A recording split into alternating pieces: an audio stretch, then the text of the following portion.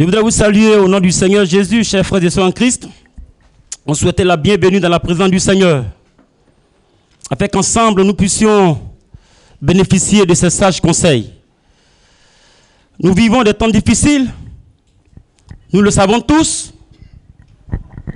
Aujourd'hui, la plupart des sermons qui sont donnés tournent autour de cette crise que nous connaissons. Et ces sermons viennent pour encourager notre foi, pour que nous puissions tenir ferme en cette situation difficile et aussi tenir ferme face à l'adversité. C'est pourquoi, mes frères, nous voulons encore ce soir, nous aussi, encourager notre foi. En ce jour, encourager notre foi pour que nous puissions également tenir ferme. Amen. Sur ce, je voudrais vous inviter à faire avec moi une lecture dans la première épître de Pierre. 1 Pierre chapitre 4. 1 Pierre chapitre 4. Nous lirons à partir du verset 7. La fin de toutes choses est proche. Soyez donc sages et sobres pour vaquer à la prière. Avant tout, ayez les uns pour les autres une ardente charité, car la charité couvre une multitude de péchés. Et enfin le verset 9, exercez l'hospitalité les uns envers les autres sans murmure. Amen. Père Céleste, nous voulons nous soumettre à toi. Nous prions que pendant ce court instant, tu puisses nous parler par le Saint-Esprit. Afin que, Seigneur, nous soyons encouragés en ce temps difficile que nous traversons. Bénis ta parole dans nos cœurs ce matin, au nom de Jésus-Christ. Amen. Amen. La pensée que nous dégageons du passage que nous venons de lire est la suivante. Face aux réalités de la fin des temps, ayons des attitudes de qualité. Amen. Face aux réalités de la fin des temps, chers frères et sœurs en Christ, ayons des attitudes de qualité. À travers cette pensée, nous voulons ce matin réaffirmer les réalités de la fin des temps et encourager les uns et les autres. Pour comprendre cette pensée, nous nous appuyons sur 3 points. Premièrement, ce qu'est la fin des temps. Deuxièmement, nous toucherons les réalités concernant la fin des temps. Et enfin, les attitudes que nous devons avoir devant de telles réalités. Cette portion de l'écriture que nous venons de lire est bien sûr de l'apôtre Pierre. L'homme que nous connaissons tous qui a marché avec Jésus pendant son ministère terrestre. Pierre ici s'adresse aux chrétiens d'origine juive qui avaient été chassés de Jérusalem et dispersés en Asie mineure pendant la période de la grande tribulation. Sous l'empereur Néron, nous de l'histoire de l'Église, les chrétiens avaient été torturés, les chrétiens avaient été violentés à cause de leur foi et l'Église de Jérusalem avait été dispersée. C'était donc difficile pour le peuple de Dieu. Et c'est en pareille circonstance que l'apôtre Pierre donc va écrire à ses frères et sœurs en Christ dans la souffrance pour les encourager et pour leur montrer les attitudes qu'ils doivent avoir en cette période difficile pour triompher face à l'adversité. Nous aussi ce matin, comme on l'a dit tantôt, nous voulons aussi à travers ce court sermon, mes frères, comme l'apôtre Pierre nous encourager ce matin à cette période difficile que nous connaissons tous. Voyons à présent notre premier point. Ce qu'est la fin des temps. Que signifie la fin des temps? Au début du verset 7, l'apôtre Pierre dit, la fin de toutes choses est proche. La fin de toutes choses est proche. Cette déclaration de l'apôtre Pierre nous permet de bien comprendre ou de bien définir la notion de la fin des temps. Bien que nous sachions qu'il y a quelques éléments, l'expression « toute chose » signifie que tout l'univers que Dieu a créé, lequel univers est soumis à la malédiction à cause du péché, à cause du mal, depuis la chute d'Adam et Ève, cet univers va bientôt disparaître. Il faut bien, mes frères, que nous captions cela. Et comme je l'ai dit, tous les sermons qui tournent autour de la fin des temps sont des choses qui doivent ouvrir nos yeux et prendre les dispositions que les hommes de Dieu véhiculent dans les différents sermons pour que mes frères ne soient pas surpris. Notre monde est soumis à la malédiction à cause du péché, à cause du mal, à cause du péché du premier homme, Adam et Ève, que Dieu avait créé. Et aujourd'hui, nous voyons ces réalités, cette réalité se poursuit. Le péché continue de battre son plein encore aujourd'hui. Chaque jour, nous assistons à cela. Les hommes deviennent de plus en plus violents, arrogants, cruels. Ils ont des pieds légers pour répandre le sang. Ils ont des pieds légers pour répandre le mal. C'est des choses que nous nous apprenons pas parce que vous le savez déjà, mes frères. Et aussi, notre adversaire, le diable, sachant qu'il nous reste peu de temps, va multiplier les efforts pour qu'il ait du monde à ses côtés, pour qu'on ne puisse périr en enfer. La destruction de notre monde, mes frères, de l'univers, donc se fera bientôt. Il a dit très bientôt. L'expression proche signifie cela. La fin de l'histoire de l'univers, c'est pour bientôt. La fin de l'histoire des nations, c'est pour bientôt. Qu'elles soient puissantes, qu'elles soient moins puissantes. Que tu sois riche ou que tu sois pauvre, bientôt, c'est la fin de toutes choses. Alors, quelles sont les réalités de la fin des temps? C'est que nous amène, mes frères, à toucher notre second point, c'est-à-dire les réalités incontournables de la fin des temps. Ces réalités sont incontournables pour nous. Parce que le Seigneur Jésus lui-même l'a dit. Il a dit, ce sont les paroles prophétiques qui sont sorties de la bouche du maître de l'univers lui-même. Pendant son ministère terrestre, il a annoncé à ses disciples, en Matthieu chapitre 24, et chaque fois que nous lisons ces choses, nous lisons cette portion de l'écriture, tout ce chapitre, nous voyons bel et bien, chers frères de sang en Christ, que nous vivons, que nous sommes à la fin des temps.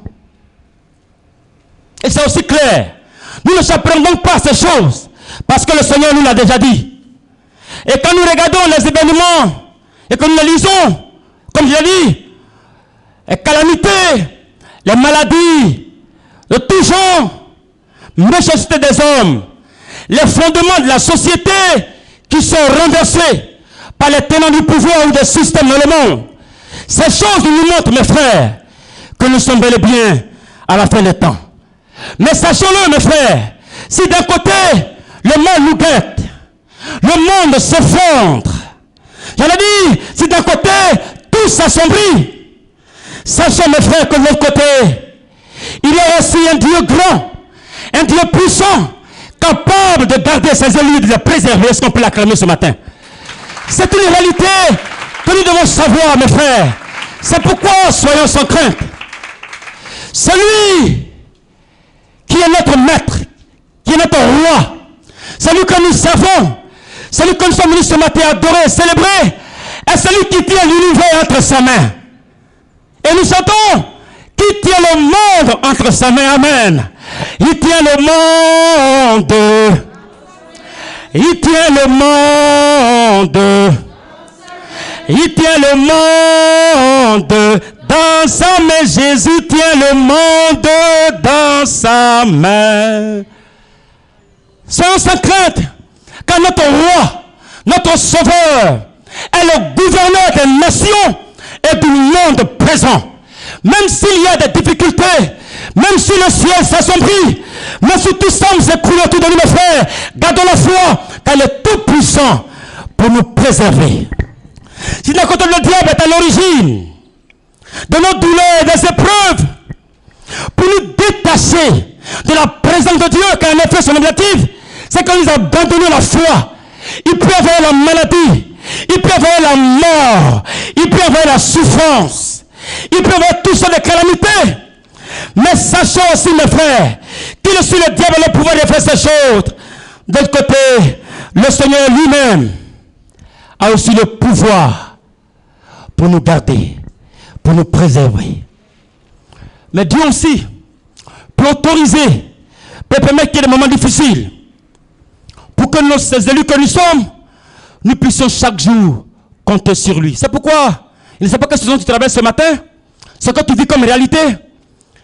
Mais laisse-moi te dire, mon frère, ma soeur, que Dieu est avec toi dans ce que tu vis comme épreuve, comme réalité. Ne te décourage pas. Seulement, compte sur lui. Lève les regards vers lui. Dieu n'abandonne jamais ses enfants. Car il a dit, je suis avec vous jusqu'à la fin du monde. La Bible nous présente plusieurs personnages qui ont connu des moments difficiles pendant leur parcours. Là, on nous parle de Daniel et de ses 3 compagnons. Souvenez-vous, Daniel était jeté à la fosse au lion et ses 3 compagnons étaient jetés dans la fournaise ardente. Et il a dit que le roi Nebuchadnezzar, tout le peuple admirait, voyait ce qui allait se passer. Et l'ange du Seigneur va venir au secours de ses serviteurs pour les garder, pour les préserver et pour les secourir. Dieu ne nous abandonne jamais. Joseph était en prison et la Bible dit que Dieu était avec lui en prison. Notre Dieu est tout puissant et il est capable de préserver ses élus. C'est pourquoi tenons ferme, mes frères. Tiens ferme, ma soeur, mon frère, ma soeur. Dans l'épreuve que tu vis, n'abandonne pas. Le diable veut que nous détachions de Dieu, veut que nous abandonnions la main du Seigneur. Mais le Seigneur nous soutiendra. Et enfin, quelle attitude que révèle l'apôtre Pierre que nous devons avoir face aux réalités de la fin des temps. C'est le 3e point. Quelle attitude avoir face à ces différentes réalités que nous venons de toucher, que nous savons déjà. Pierre a écrit, comme l'a dit tantôt, pour donner quelques conseils aux bien-aimés qui eux aussi passaient par des moments difficiles à leur époque, à leur période. Mais la parole de Dieu est encore d'actualité, elle est aussi pour nous. Au verset 7, il a dit, Pierre dit, soyez sages et sobres. Donc la première attitude, l'apôtre nous appelle à la sagesse et à la sobriété. En effet, être sage, mes frères, c'est avoir la conscience éveillée. Ou encore l'intelligence illuminée. Par Dieu, par son esprit. Avoir la sagesse, c'est se comporter avec calme. Être réservé devant les situations. Ne pas paniquer. La sobriété, quant à elle, c'est la maîtrise de soi. Elle fait également appel à l'idée de la patience ou de la rigueur. C'est-à-dire se dominer soi-même. Ne pas parler n'importe comment. Ne pas dire n'importe quoi. En effet, quelqu'un qui est sage est sobre. Mes frères, en temps de crise, nous voyons beaucoup de choses. Les gens parlent beaucoup. Les gens disent beaucoup de choses. C'est dans la bouche, très souvent, certaines personnes qu'on trouve beaucoup d'informations. Ils sont toujours prêts à divulguer des informations. Et il y a également des soi-disant chrétiens qui ont toujours des révélations, des fausses révélations, qui sont aussi toujours prêts à divulguer pour nous troubler. Il faut parler de Dieu alors que Dieu n'a pas parlé.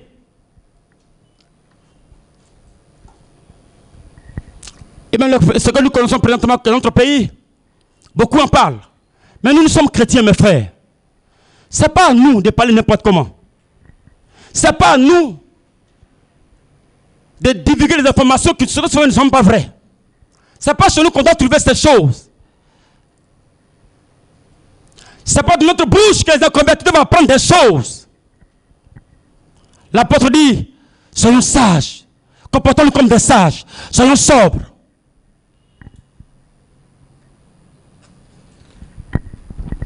Si l'on a trouvé quelque chose chez nous, mes frères, que ce soit la prière, dis Amen ce matin.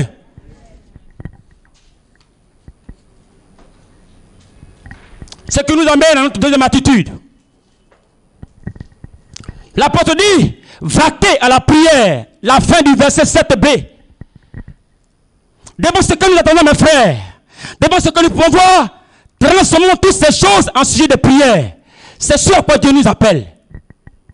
Chez nous, à la maison, ayons des moments de prière, d'intimité avec Dieu, en lui présentant des situations concernant notre pays, car nous sommes dans ce pays. La Bible dit que notre paix dépend de la paix du pays où nous habitons. Naturellement, si le pays va mal, ça va être difficile pour que nous retrouvons, pour que nous prêchions encore l'évangile. Alors prions pour que la paix revienne dans le pays. Prions pour que le Seigneur dans sa grâce touche le cœur de nos leaders et qu'il parle d'une seule voix pour que notre première part ne soit pas dans le chaos. Mes frères, détachons-nous des personnes qui encouragent les rumeurs, les fausses déclarations, les faux propos. Mais nous, serviteurs et servants du Seigneur, Dieu nous appelle à vaquer à la prière.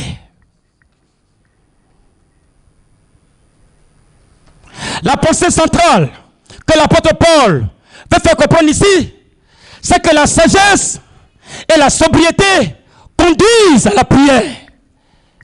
Quelqu'un qui est sage et qui est sobre, qui attend les informations, les nouvelles par-ci par-là, qui ne les divulgue pas, mais qui les reçoit comme un fardeau sur son cœur, quelle attitude là? Une attitude de prière. On peut prendre des moments de prière à part, des jeûnes à part, pour intercéder pour l'église, pour intercéder pour la nation, pour intercéder pour les uns et pour les autres.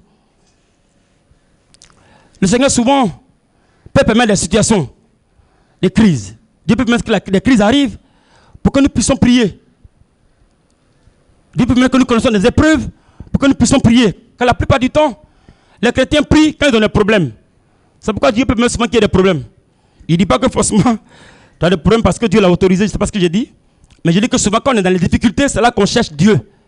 N'est-ce pas? Et les temps dans lesquels nous nous trouvons sont favorables à la prière. Parce que lorsque nous prions, non seulement la prière nous permet de maintenir notre communion avec le Seigneur, mais aussi de bénéficier de sa présence. Et la prière peut décanter beaucoup de situations difficiles dans notre vie pour nous rendre heureux. C'est pourquoi, mes frères, attachons-nous à la prière. Et surtout, soyons sages quand nous prions. La dernière fois, je suis allé dans mon village, le village où ma grand-soeur est mariée. Elle est nouvelle chrétienne. Elle n'est pas encore assise spirituellement. Tout y est fait palabre. Chrétien qui fait palabre. Maintenant, un matin, elle se réveille à 4 h du matin. Elle commence à prier. Elle est ici, attend de prier. Tu es au temple Emmanuel, là-bas, tu entends sa voix. Tu es de l'autre côté, pardon, au grand temple, tu entends sa voix. Et elle combat les sorciers. Alors, à la fin, matin, je lui ai dit, quand tu pries, il faut prier doucement. Parce que quand tu priais, ton mari est sorti, il est parti. Par ta voix même gêner ton mari.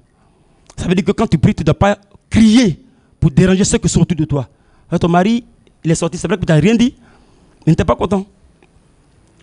L'autre chose, c'est que toi, tu es nouvelle dans la foi. Et puis d'abord même, tu n'es même pas assise dans la foi. Ta façon de te comporter, on ne dirait pas que tu es chrétienne. Alors, il est de façon sage pour ne pas que se fâche. Et c'est toi qui combats les sorciers. C'est vrai que Dieu dans sa grâce peut te préserver. Mais quand tu vis mal, tu n'as plus l'approbation de Dieu. Tu t'exposes même aux sorciers alors que tu es au village où il y a la sorcellerie. Et tu cries comme ça contre les sorciers. Et maintenant, s'ils viennent, la jeunesse, s'ils viennent te bouffer, tu as dit quoi? Elle a commencé à rire. Alors mes frères, quand nous prions, soyons sages. Car beaucoup de chrétiens manquent de sagesse dans leur façon de prier. Ce n'est pas quand on crie, quand on est en communauté, c'est-à-dire quand on retrouve ainsi, en priant, on peut lever la voix. Ça, c'est normal. Mais souvent, chez nous, à la maison, vous savez, les télévisions telles que nous sommes très souvent dans des coups communs, nos maisons sont collées. Et quand tu cries, ça dérange même les gens, à la limite. Et les gens, souvent, pour des sujets qui sont délicats, ils se mettent à crier. Non, mes frères. C'est pas ainsi. Pour les sujets qui sont délicats, prions à voix basse. Ça, c'est être sage. Parce que quand tu cries, quand tu pries, tu peux t'attirer même la persécution avant l'heure de la persécution. Vous comprenez ce que je veux dire? C'est pourquoi quand nous prions chez nous à la maison, c'est un élan de prière, tu peux même fermer la bouche. Ton cœur peut parler au Seigneur. Quand j'étais à Katagi, un jour je me suis réveillé à 2h du matin et je priais. On a quand dans la chambre, il y a 2 lits superposés, 4 personnes dessus. Vers les 2h du matin, en train de prier. Et je voyais toute la grâce de Dieu, toute la grâce que Dieu m'a accordée, moi qui n'étais rien. Un grand pécheur dans ce monde, Dieu m'a choisi pour que je sois son serviteur. Et je me trouve aujourd'hui dans un institut biblique. Ah, je vous assure. Comme ça, j'ai failli même crier plus fort pendant que je priais, je pleurais. J'ai failli lever la voix dans les pleurs et attraper ma bouche pour ne pas réveiller mes voisins. Non, mes frères, souvent, c'est possible. Quand le plan de Dieu est aussi faute, on veut crier. Non, maîtrisons-nous. Quand on a dit que la sobriété, ça fait appel à la maîtrise de soi. Ça montre que tu es un chrétien mature. La dernière fois, j'étais à Katagitou, j'ai pu l'homme de Dieu m'appeler, le pasteur principal, et il me faisait état de la vie spirituelle du temple Emmanuel. J'étais fort réjoui. Il a dit que vous êtes un peuple mature. Dites Amen. Quand le Emmanuel, vous êtes un peuple mature, comme on dit, de venir à 6h30 pour le culte, il y en a qui viennent, c'est vrai, il y en a qui ne viennent pas du tout. Mais quand vous venez, ce n'est pas de manière désordonnée, c'est de façon disciplinée. C'est-à-dire qu'on peut vous conduire ici, mais de l'autre côté, bien vous dispatcher, sans rencontrer beaucoup de difficultés. Et quand l'homme de Dieu parle, vous obéissez. C'est bon, c'est de la maturité. Je vais vous encourager à continuer ainsi. Mais surtout, à demeurer sage. Pendant que nous prions chez nous à la maison. Que le Seigneur nous aide. Notre attitude, elle n'est peut-être pas mentionnée dans notre passage lu, mais elle est aussi capitale. C'est la persévérance. Le Seigneur lui-même l'a révélé pendant son sermon. Concernant la fin des temps, Matthieu chapitre 24, il a dit, celui qui persévérera sera sauvé. Amen. Nous sommes qu'au début de la souffrance que l'humanité va connaître. Jésus a dit, ces calamités viendront, mais ce n'est pas encore la fin. Parce qu'il faut que la bonne nouvelle du royaume soit prêchée, que les hommes soient sauvés, que l'église soit prête pour que le Seigneur revienne. Amen. Nous savons dit que ce n'est pas demain matin. Les signes sont présents, c'est des signes qui annoncent, pour attirer notre attention, que le Seigneur est à la porte. Mais mes frères, nous devons être persévérants. La persévérance est la qualité ou l'action de celui qui persévère. Celui qui est constant dans son action. Amen. Demeurons dans la prière, mais persévérons dans la prière. Continuons, ne nous relâchons pas dans la prière. Encourageons-nous les uns les autres et persévérons. Ne nous relâchons pas, n'abandonnons pas parce que c'est difficile. Même si, en pareille situation, un pasteur ne vient pas vous rendre visite. Pas parce que le pasteur ne pense pas à vous.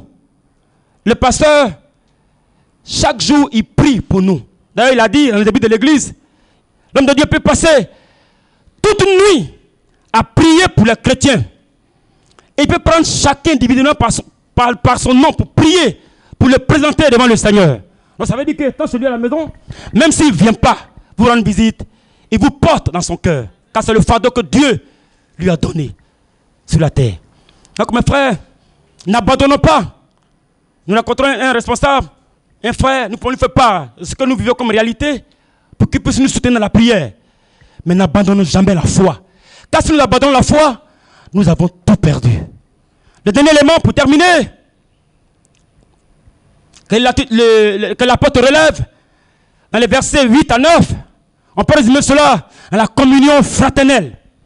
En ces temps de crise, chers frères et sœurs en Christ, nous allons nous encourager à une vie de communion fraternelle réelle. Amen. Nous n'avons pas la même souffrance des derniers temps. Nous n'avons pas la même réalité de la fin des temps. Nous sommes tous dans la même communauté. Nous devons nous soutenir les uns les autres jusqu'à la fin. Que les plus forts spirituellement soutiennent les plus faibles dans la prière. Que les plus forts financièrement soutiennent les plus faibles. C'est important. bientôt c'est la rentrée. Vous allez déjà vous devancer. Mais que déjà commencer à laisser le Seigneur ouvrir nos yeux sur les réalités que les uns et les autres peuvent vivre. Sur la possibilité d'acheter peut-être un cahier ou bien kit de 5e, CP1, CP2. Pour un frère, le Seigneur te bénira en retour. Et cela aussi peut aider l'Église à souffler un peu. Que le Seigneur nous aide. Laissons le Saint-Esprit nous guider, nous conduire à ces temps difficiles pour ouvrir nos yeux sur les réalités que les uns et les autres peuvent vivre. Soutenons-nous, épaulons-nous les uns les autres. N'abandonnons pas nos frères qui sont sur le point eux-mêmes déjà d'abandonner la foi.